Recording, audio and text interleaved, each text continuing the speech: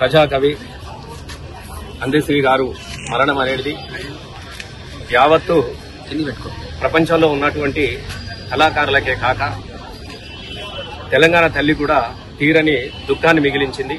తెలంగాణ తల్లి విముక్తి కోసము అందశ్రీ గారు తన రక్తాన్ని సిరా చుక్కలుగా మలిచి మాలాంటి కళాకారులకు ముఖ్యంగా ధూమ్ధామ్కు ఎన్నో అద్భుతమైనటువంటి ప్రజా పాటలు ఇచ్చినట్టు వ్యక్తి. ముఖ్యంగా మాకు మార్గదర్శకుడు ఇక్కడ నాగరాజు నేను ఇద్దరం కూడా 2001లో ధూమ్ధామ్ మొదలుపెట్టినప్పుడు ఒకటే మాట అన్నాడు, నానా మీకు 2 అక్షరాలు ఇస్తున్నా ధూమ్ధాము, అలాగే మీ ఇద్దరు ఇస్తున్నా, ఒకరిది ఆట ఒకరిది పాట కావాలి అని చెప్పేసి ధూమ్ధాము అక్షరాలు రూపొందించడం మొదలుపెట్టి తెలంగాణ రాష్ట్రం ఏర్పడే వరకు కూడా మా ధూమ్ధాంతో ముందు నడిచిన వాడు. ముఖ్యంగా అందశ్రీ గారు, నాకు వ్యక్తిగతంగా అందశ్రీ గారు అనేక పాటలను నాకు దక్కినటువంటి గొప్ప అదృష్టం ఏంటంటే 1993 నుండే నేను బీఈడి చదువుతున్నటువంటి కాలంలోనే అందశ్రీ గారు అప్పుడప్పుడే పాటలు మొదట్లో జానపద పాటలు రాసిన అద్భుతమైనటువంటి పాటలు. వారి మొదటి పాట కూడా నేనే పాడినా. నాకు అదృష్టం అంటే వారిని కూడా మొదటిసారి ఆడియో రూపంలో కాకుండా వారి గొంతులు కూడా అందులో కూడా వారి పాట కూడా పాడించిన. నాకు మొట్టమొదటిసారిగా అల్లి బిల్లి అంగూర తోట, నేను అడుగుకుంటా పోయే బండ్ల పాటల్లో పాడుకుంటూ పల్లె పాట, నేను చిన్నంగా చేరాలి సిద్దిపేట, నానా నీ జీవితంలో ఇది మొదటి పాట ఇస్తున్నా అని చెప్పేసి ఆ బండి పాట కన్నా అనుకున్నటువంటి పాటల ప్రస్థానం మొదలైనటువంటి సందర్భంలో అనేక పాటలు అనేక జానపదాలు వారు కూడా నేను రూపొందించినటువంటి ఆడియో క్యాసెట్ లో కూడా ఎల్లమ్మో జర జల్దీ తిరిగి రావాలని తొలిసారిగా గొంతు విప్పిండు రికార్డింగ్ లో.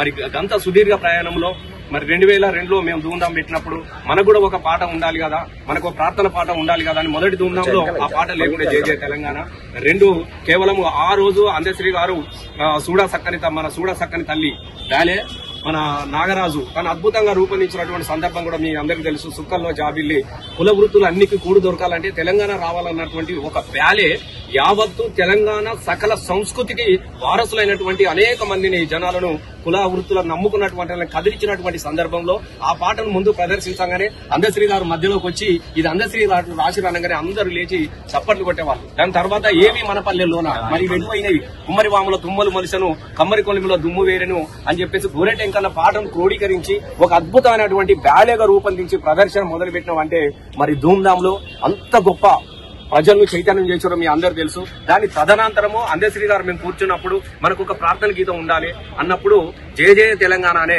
ఉద్యమ గీతం ధూమ్ధాం కోసం రాసినది. ధూమ్ధాం వేదికకు మొట్టమొదటిసారిగా ఆ ప్రార్థన గీతంతో మొదలు పెట్టాలన్నటువంటి ఆలోచన చేసినప్పుడు అందశ్రీ గారు దాన్ని రాస్తే మేము వారు పాడుతూ ఉంటే ఆ వేదిక మీద మేమందరం పాడేది. ఆ ఒక్క పాట కోసము 100 కిలోమైళ్ళ ప్రయాణం చేసి అలసట లేకుండా అప్పుడు వాస్తవంగా మొదట్లో తొలినాలలో మొదలు పెట్టినాడు. ఎవరు లేరు, నేను నాగరాజు మా అందశ్రీ గారు గోరేటి వెంకన్న ఇట్లాంటి కొంతమంది ఉన్నారు. ఇంకా గద్దరన్న ప్రస్థానం అక్కడికి స్టార్ట్ కాలేదు 2006 లాగా. అంటే అనేకమైన పాటలు చూడ సక్కని తల్లి సుక్కల జాబిలి కాకుండా చూడు తెలంగాణ సుక్క నీళ్లు లేని రానా అని చెప్పేసి దుఃఖం నీళ్ల కోసం తనలాడుతున్నటువంటి దుఃఖాన్ని వర్ణించడంతో పాటుగా నేను మొట్టమొదటిసారిగా 2001లో సింహగర్జన మొదలుపెట్టి రోజు కరీంనగర్ లో నా కోసం పాట రాసిండు. అరే గల్లు గల్లు గల్లు గల్లు గజ్జలమోతో అన్నల్లారావో సెల్లెల్లార గవ్వలమోతో అన్నల్లారావో సెల్లెల్లార అరే మండుతున్న గుండెలన్నీ దండుగట్టి దరివేసి ప్రతినబూనె తెలంగాణ పట్టాభిషేకానికి చల్ అరే కమం మెట్టు ఓరుగల్లు కదులుతున్నదో అన్నల్లారా అని చెప్పేసి లక్షలాది మంది నాతోని పదం కలిపి కదం తొక్కుతూ ఆడినటువంటి ఒక అద్భుతమైనటువంటి ఉద్యమ గీతాలు.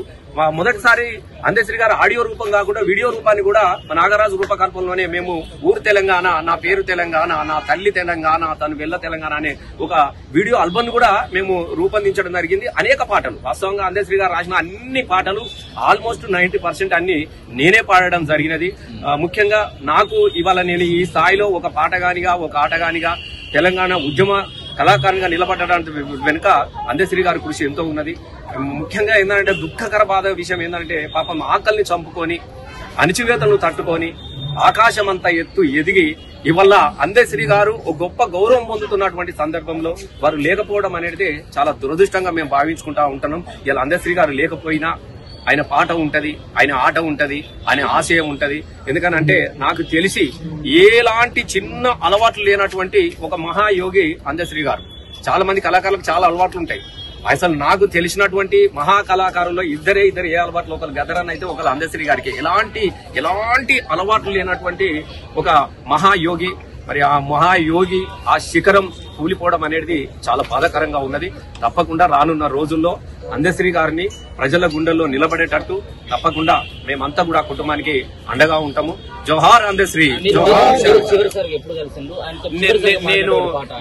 నేను చాలా రోజులే, ఎందుకనంటే తెలంగాణ రాష్ట్రం ఏర్పడిన తర్వాత నేను ఎమ్మెల్యేగా ఎన్నికైన తర్వాత అప్పుడప్పుడు ఫంక్షన్లలో కలిసిన తప్ప పాటల మధ్యన అనుబంధం అనేది లేకుండా, ఎందుకంటే మాకు కుటుంబ అనుబంధాలు కూడా చాలా ఉంటాయి. ఇప్పుడు ఆ పిల్లలు కానీ ఆ కుటుంబం కానీ ఈ లాలపేటలకు ఎన్ని వేల సార్లు వచ్చింది. నేను ఇక్కడ చదువుకున్నప్పుడు తెలుగు యూనివర్సిటీలో నేను జానపద ఎంఏ విద్యార్థిగా ఉన్నప్పుడు కూడా ఎవ్రీడే నాతోనే ఉండేది. వాళ్ళ రేబర్త్ పోయేది, అన్ని తిరిగేది. సిద్దిపేట ఇక్కడికి మేము చాలా అనుబంధం అన్నట్టు, ఆత్మీయతను అంటే ఇక చెప్పుకోలేనటువంటి జ్ఞాపకాలు మా ఇద్దరి మధ్యన ఉన్నప్పటికీ రాజకీయాల అవసరాల కోసం నేను అటువైపు వెళ్ళిన తర్వాత ఇటువైపు వెళ్ళిన తర్వాత మొన్న ఒక ఫంక్షన్ లో కలిసాం, ఒక పెళ్లిలో తప్ప పాటల ప్రస్థాన వేదిక అనేది తెలంగాణ రాష్ట్రం వచ్చిన తర్వాత నేను ఇప్పుడు కూడా పంచుకోలేదు, తను కూడా రాలేదు. చివరిసారిగా చాలా ఇంకా నేను అంటే ఈ పాట తెలంగాణ రాష్ట్రం ఏర్పడ్డదాకానే ఆయన పాటల ప్రస్తావం గానీ జై జై తెలంగాణ గానీ ఇవన్నీ కూడా చేయడం జరిగినది. చాలా పాటలు ఇప్పుడు ఆయన రాసింది నేనే. పల్లె నీకు వందనాలమ్మ పాటలు కూడా పల్లె నీకు వందనాలమ్మో నన్ను కన్నా తల్లి తల్లి నీకు వందనాలమ్మో నాకు ఆట నేర్పి బతుకు బాటను చూపినందుకు పల్లె నీకు, అది తన మీద తను రాసుకున్నటువంటి పాటను కూడా నా చేతనే పాడిపించిండు అందశ్రీ గారు.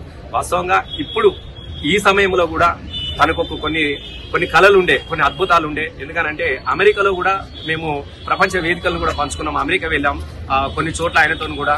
ఆయన అమెరికా ప్రపంచం అంతా కూడా మాకు ఒక లక్ష్మణ్ అని ఉంటాడు TDF, తనని తీసుకొని బ్రెజిల్ వెళ్ళిండు, అమెజాన్ నది, ఇవన్నీ నదుల కూడా తిరిగి ఈ నదుల ప్రస్తావనకు ఈ నడకని మూలానికి కనుక్కొని ఒక అద్భుతమైనటువంటి పాటలు రాసే ప్రయత్నంలో అది పూర్తి కాకుండానే వెళ్లిపోయినందుకు కొంత బాధగా ఉన్నది. తప్పకుండా మళ్ళీ అవకాశం వస్తే ఆ నది నడకను, ఆయన నడిచిన నడకను మేము కొనసాగిస్తాం. నాకు లేని పాటలు సమకూర్చింది అందశ్రీ గారు. అనుకోకుండా ఆయన రాసిన పాటలకు మొదట కోరియోగ్రఫీ చేసే అవకాశం నాకే దక్కింది. అది స్టేజ్ కోరియోగ్రఫీ కావచ్చు, ఆల్బమ్స్ లో కావచ్చు, ఆఖరికి సినిమాలో కూడా జైబోలో తెలంగాణలో కూడా జగత్ బాబు గారి మీద రాసినటువంటి పాటను నేనే డైరెక్షన్ చేశాను. అప్పుడు ఆ కాలంలో అన్నగారు జై జై తెలంగాణ పాట రికార్డింగ్ చేస్తే కూడా దాని పర్యవేక్షణ బాధ్యత నేను తీసుకున్నాను. తెలియకుండానే ఆ పాటకు నా ఆటకు సంబంధం ఉంది. నిజానికి అందశ్రీ గారి పాట లేకపోతే అంతడుపులకు తెలంగాణ ఉద్యమంలో ధూమ్ధాంలో ప్రస్థానం మొదలైనా కూడా నాకంటూ ఒక మార్క్ లేని సందర్భంలో అందశ్రీ గారి పాటే నాకు హాట్ అయ్యి అప్పటి నుంచి ఇప్పటి వరకు నాకు కానీ నా కుటుంబంతో కానీ వారితో దాదాపు ఒక వారం రోజులకు ఒకసారి మేము ఏదో సందర్భంలో మాట్లాడుకుంటుండేది. ఈ మధ్యన ఒక 2 వారాల నుంచి మాట్లాడుతున్నాం.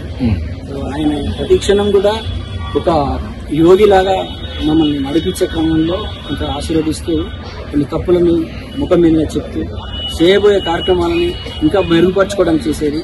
మేము ఇద్దరం ఒకటి కలగన్నాం, ఆయన పాటని ఒక 10,000 మందితో పాడిపించి వరల్డ్ గిన్నెస్ రికార్డుకి తీసుకెళ్లాలని బ్రోచర్స్ కూడా రెడీ చేసుకుని ప్రభుత్వం ఆదేశాల కోసం చేశాం.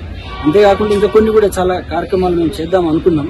అవన్నీ కూడా అర్థంతరంగా ఏది ఏమైనా అందశ్రీ గారి ఆలోచనని, ఆయన సాహిత్యాన్ని రేపటి సమాజానికి అందించే బాధ్యతలు మేము కూడా భాగస్వామ్యం అవుతాం. మా ధూమ్ధాం నుంచి మేము ఖచ్చితంగా ఆయన కొనసాగింపుగా తీసుకెళ్తామని తెలియజేస్తాం.